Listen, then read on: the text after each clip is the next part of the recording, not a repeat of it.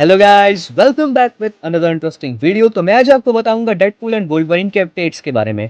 तो जैसा कि आप सभी को पता है कि इस फिल्म में डेडपूल और वुल्वरीन टीवीए के अगेंस्ट लड़ेंगे, लेकिन मैं आपको बता दूं कि जिस तरीके से इसकी रिलीज डेट पास आ रही है उसी तरह इसकी और भी बातें रिवील हो रही हैं। तो पता चला है कि इस मूवी की मेन विलन होगी कैसेंड्रा नोवा, जिसे मोमोद्राई भी बोलते हैं, जिसका मतलब है वो लोग जो एस्ट्रल प्लेन में रहते हैं, जिनकी बॉडी सोल से अलग हो जाती है अकॉर्डिंग टू मार्वल कॉमिक्स। और इसके बारे में मैं अपनी पुरानी वीडियो में बता चुका हूँ कि विलन का रोल एक्ट्रेस एमा कॉरिन करेगी। And according to MCU, Cassandra was the murderer of all mutants. सारे म्यूटेंट्स का जेनोसाइड ही इसी ने किया था। लेकिन इस वीडियो में इसके बारे में आपको पूरी बात बताऊंगा। तो कैसेंड्रा नोवा न्यू एक्समैन मार्वल कॉमिक में इंट्रोड्यूस हुई थी, और स्टोरी के मुताबिक कैसेंड्रा और चार्ल्स जेवियर टेक्निकली सिबलिंग्स हैं, क्योंकि इससे पहले जब दोनों अपनी मदर के पेट में थे तब जेवियर ने उसका ईवल प्रेजेंस नोटिस किया था, फिर बाद में उसको अपनी साइकिक एबिलिटीज से मार दिया था। But Cassandra found her way back to life, और तभी से वो एक्समैन की खतरनाक विलन रही है।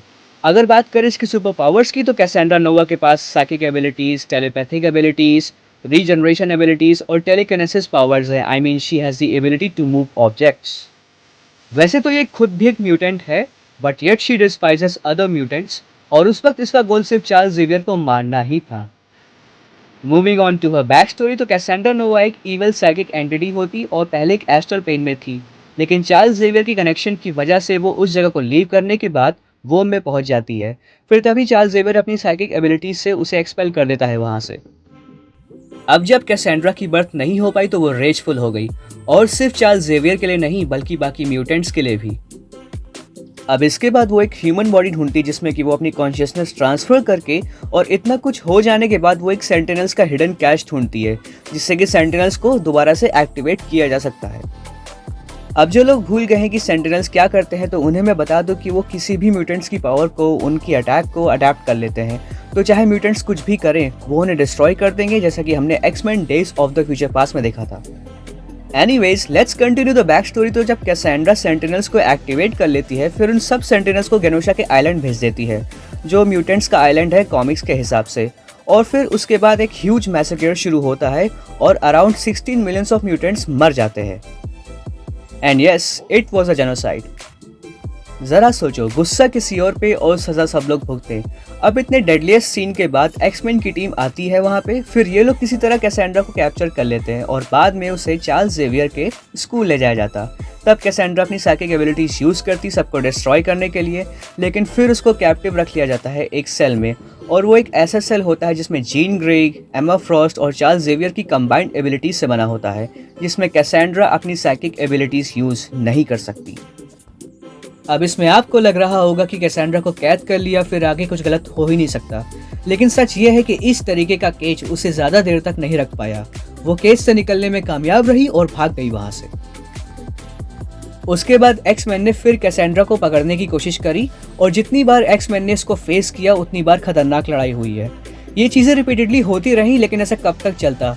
कभी न कभी इस चीज़ पर रोक लगाने की ज़रूरत पड़ती, और इसीलिए for proper solutions worth, mutant Jean Grey ने अपनी साइकिक एबिलिटीज का यूज करके कैसेंड्रा को ये दिखाया कि उसने कितनी मैसिव किलिंग्स करी है, कितना मैसेकेयर किया है, और उसकी वजह से कितने लोगों का नुकसान हुआ है। You know how devastating damage she has done and what her actions have really cost. फिर बाद में जीन ग्रे कैसेंड्रा को प्रॉमिस करती कि वो उसे रिफॉर्म करने में हेल्प करेगी। Now let's move further. तो कैसेंड्रा इन सब के बाद एक नए म्यूटेंट के आइलैंड पे जाती, जिसका नाम है क्राकोआ, जहाँ पे वो इस आइलैंड की नेवी को ज्वाइन करती, जिसका नाम है मारोडर्स, जो कि कैप्टन प्राइड की कैप्टेंसी में थी। लेकिन फिर एक बार कैसेंड्रा ने विलन बन के सबको मारने की सोची, and now she is on killing spree again. पर वहाँ की नेवी ने कैसेंड्रा को हराने के लिए किसी तरह उसे 2 बिलियन ईयर्स पीछे भेज दिया, जहाँ से उसका निकलना बहुत ही मुश्किल है।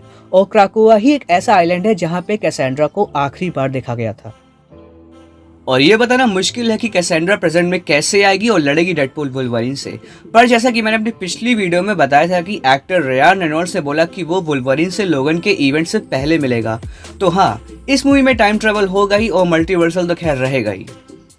लेकिन डेडपूल और वुल्वरीन को पहले एक कॉमन एनिमी को हराने के लिए यूनाइट होना पड़ेगा, और वो इतना आसान हो नहीं सकता, क्योंकि अगर इन दोनों ने पहली बार एक दूसरे को देखा तो पहले 1-on-1 फाइट होगी, फिर बाद में दोनों को पता चलेगा कि कोई डेडलीस्ट विलन है जिसको हराना बहुत ज़रूरी है।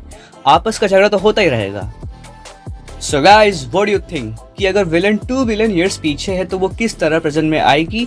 और डेडपूल और वुल्वरीन तो डेडली डुओ है, तो ये लोग विलन को किस तरीके से मारेंगे? क्योंकि अगर सिमिलैरिटीज की बात करें तो तीनों के पास रीजनरेशन एबिलिटीज हैं। So let me know your views in the comment section. और अगर आपको अदर मार्वल अपडेट्स चाहिए जिसमें मैंने स्पाइडरमैन 4, डेडपूल 3 और अगाथा डार्कहोल्ड के बारे में बताया है, तो आप इस वीडियो पे क्लिक करें। And if you guys like this video, please do subscribe to the series saga and will meet in the next video and have a nice day all. Bye bye.